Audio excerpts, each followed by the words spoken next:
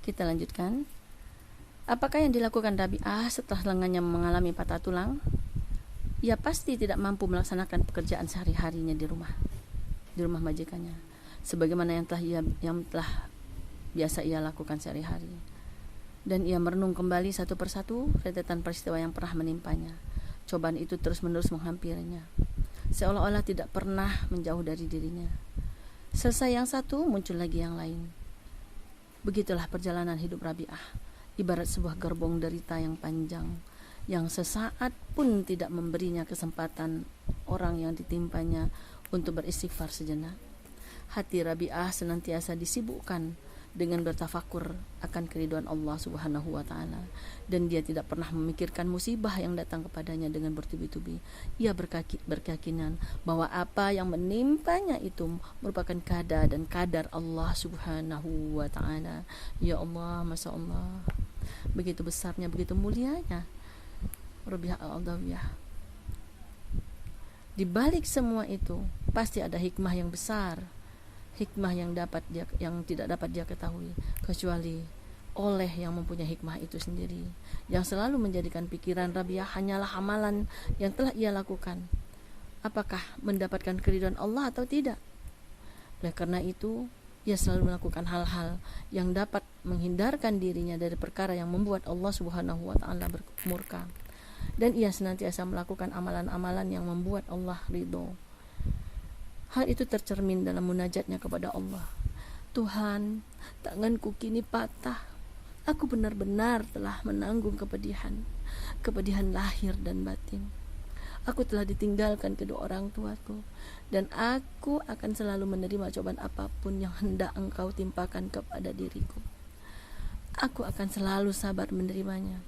Tuhan, apakah Engkau masih ridho dalam menerima keadaanku yang dhaif ini? Tuhan, aku akan selalu bertanya, apakah Engkau masih mencintaiku? Cinta suci yang dimiliki Rabi'ah hanya ditujukan hanya untuk Allah, sehingga mampu mengangkat dirinya untuk mencapai derajat yang amat tinggi, dan mampu menyaksikan secara langsung cahaya yang tentunya tidak akan dapat dilihat oleh kebanyakan orang secara kasat mata, dan itu hanya dapat dilihat dengan mata hati yang suci. Di antara keistimewaan Rabi'ah adalah kehalusan perasaannya. Cintanya kepada Allah tergambar dengan jelas. Ia benar-benar dapat merasakan betapa manis dan nikmatnya cinta yang telah bersemayam dalam hatinya. Zikir dan tasbih yang senantiasa keluar dari mulutnya terasa menyatu dengan kesunyian malam, sehingga mencerminkan sebuah ketulusan dan keikhlasan yang teramat dalam. Perbudakan merupakan ujian yang paling pahit yang ia rasakan. Namun hal itu tidak melunturkan kepribadiannya dan tidak pula menggoyahkan prinsip hidup yang telah ia yakini. Rabi'ah ibarat cahaya yang apabila bercampur dengan lumpur tentu tidak akan mampu mengotorinya.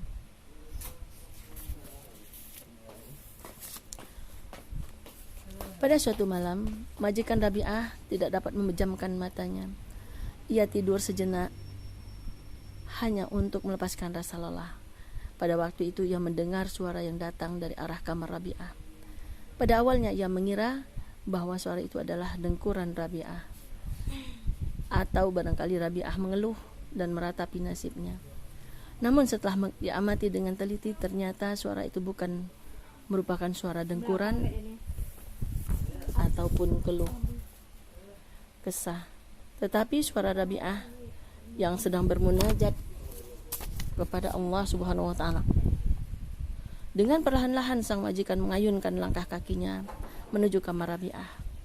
Di depan pintu ia berhenti dan ia mencoba mengintai Rabi'ah dari celah lubang kunci pintu. Ternyata ia melihat seorang gadis yang sedang bersujud di atas lantai. Bibirnya bergerak-gerak. Ia sedang berbicara untuk mengadukan dan memohon kasih sayang.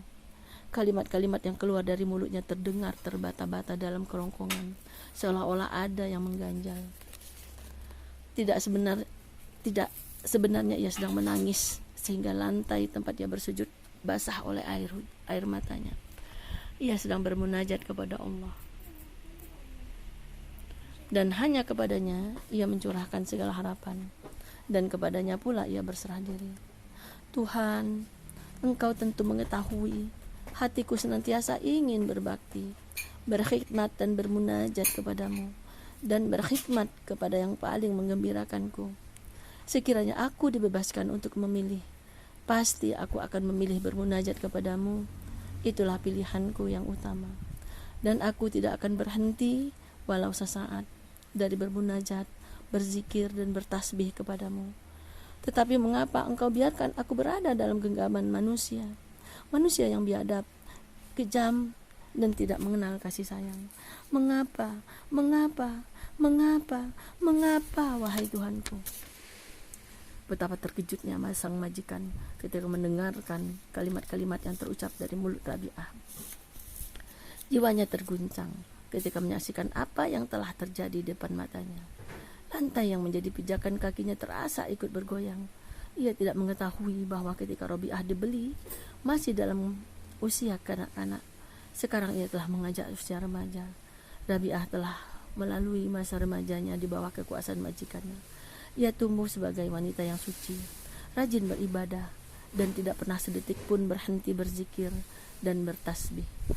Akan tetapi karena kedudukannya hanya sebagai hamba sahaya, kebebasannya untuk melakukan ibadah menjadi terbatas. Sebagian besar waktunya ia habiskan hanya untuk melayani majikan. Sementara waktunya untuk melayani Sang Khalik hanya di sela-sela waktu kesibukannya. Sang majikan masih juga berdiri di depan pintu kamar Rabi'ah. Ingin rasanya ia mengatakan sesuatu, akan tetapi lidahnya keluh dan kedua bibirnya terasa kaku. Tidak sepatah kata pun yang keluar dari mulutnya. Ia juga tidak mengerti apa yang harus ia katakan. Sesaat kemudian jiwanya yang terguncang sudah kembali pulih, sekalipun masih terlihat gemetar. Peristiwa yang luar biasa itu baru pertama kali ia temui di dalam hidupnya. Kemudian ia bertanya pada dirinya sendiri, sedang mimpikah aku? Atau ini sebuah kenyataan? Apakah mataku tidak salah melihat? Di dalam kamar Rabi'ah hanya terdapat sebuah lampu yang sudah redup, yang tergantung di tempat yang agak tinggi. Anehnya, cahaya lampu itu bagaikan bintang kejora yang membuat sang majikan terkagum-kagum.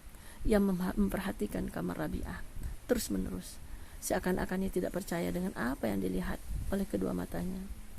Semua yang berada di dalam kamar Rabi'ah berubah menjadi indah, keindahan yang sebelumnya belum pernah ia bayangkan.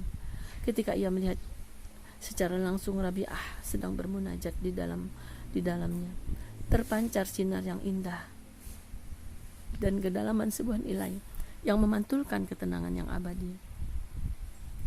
Perasaan takut telah menghantui dan menyiksa hati sang majikan.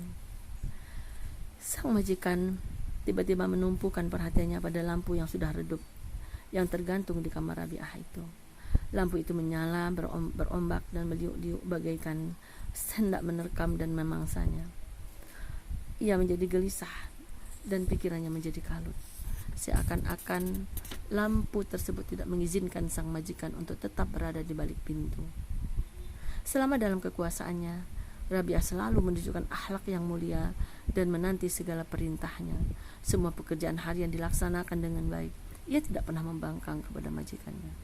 Sekarang semuanya baru teringat bahwa setiap kali mendengar suara azan dari masjid terdekat, Rabi'ah selalu meminta izin kepadanya.